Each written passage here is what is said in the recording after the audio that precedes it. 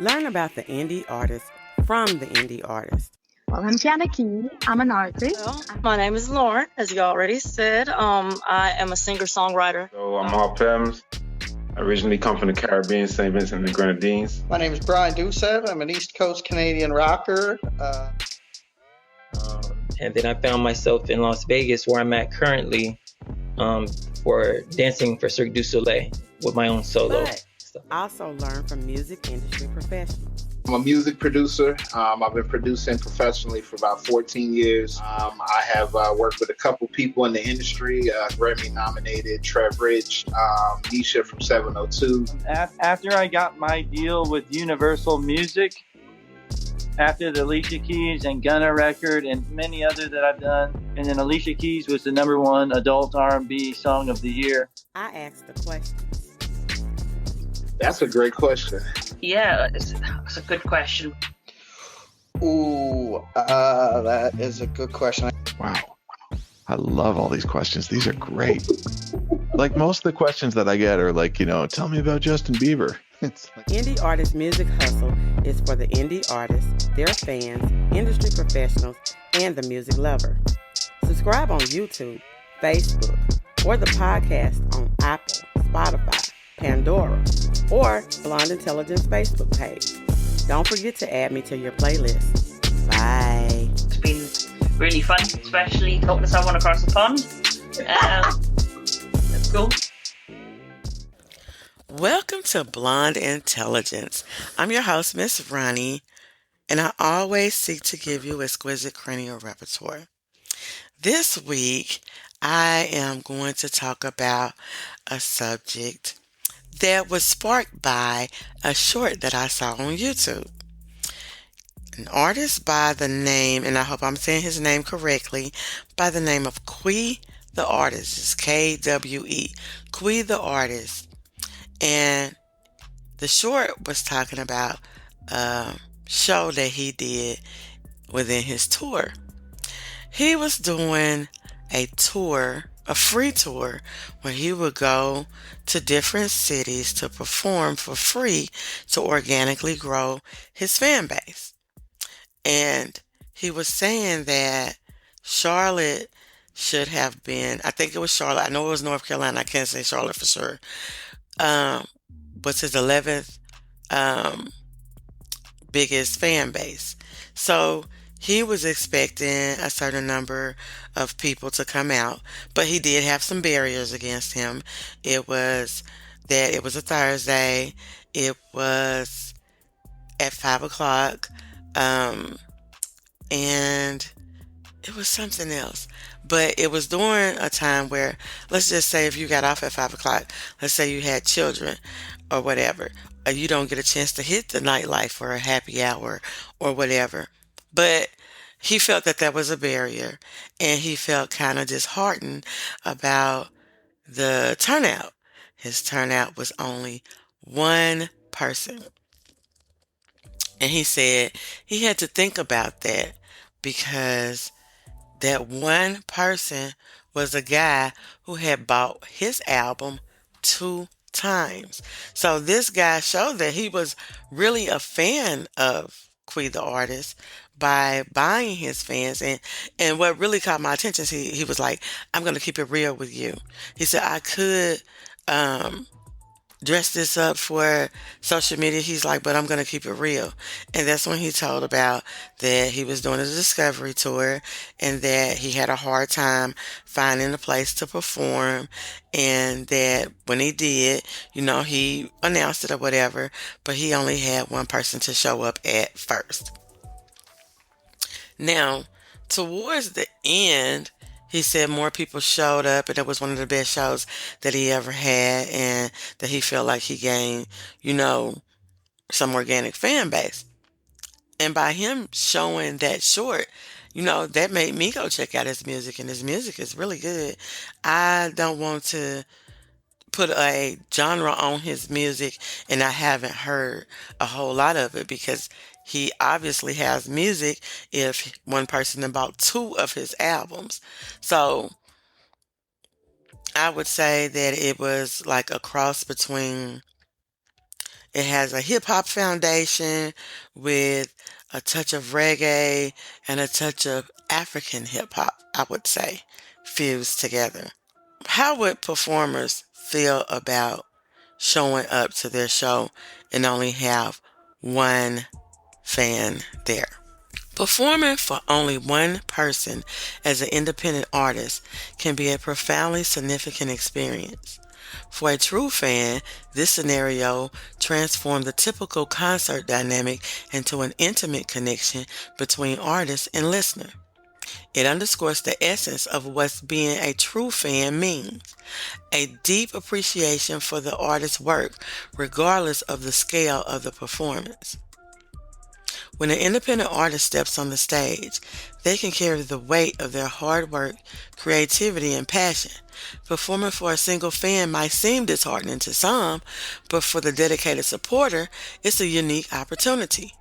This one-on-one interaction allows for a deeper engagement. The artist can share personal stories behind the music, creating a narrative that resonates on a more profound level than in a crowded venue. This intimate setting can foster a sense of belonging where the fan feels seen, heard, and valued. Now, I want artists to also think about independent artists performing at birthday parties, community events, um, no, I'm not going to say little, but fundraising events, um, just because.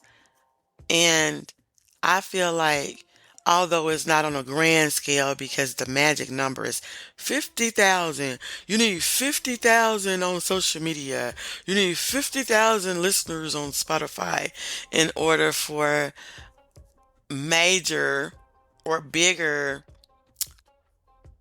opportunities to come along, I would say. And 50,000 is the magic number, if you can believe me or not. But I think that performing at performing with their smaller crowds still has value towards your fan base. Such a performance can lead to an unforgettable experience for both parties.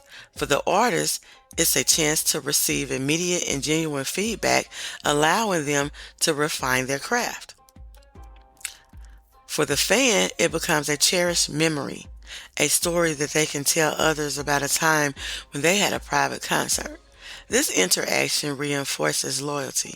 The fan is likely to have their experience with others, expanding the artist's reach organically. In a world of independent artistry, where every connection counts, performing for one true fan can be a powerful testament to the artist's dedication. This experience transcends traditional metrics of success.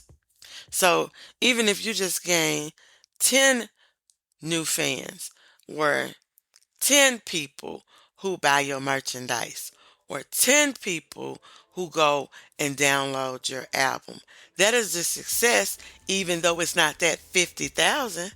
As 50 Cent said in was it Get Rich and Die Trying? He was like, I take pennies, nickels, and dimes because it all add up to be $1. So this highlights that it's not about the number of attendees, but the quality of the connection made. In essence, an independent artist's true fan base thrives on these intimate moments as they cultivate a community built on shared passion and personal connection. Now, I remember I went to a concert one time, and I know it was Jaheim, Jagged Edge, and I think it was Zap from Roger and Zap. And Jaheim came out and performed and killed it. And I think I went to see him in several more shows after that, simply because of the fact that the crowd was not big. And the barriers in that particular show was it had been raining, it was cold, it was an outside show, and a lot of people who said they were coming didn't come simply because of the weather.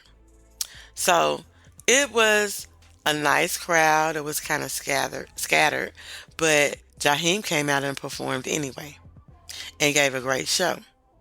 And Jagged Edge decided that the crowd was not big enough for Jagged Edge to come out, and they did not come and perform.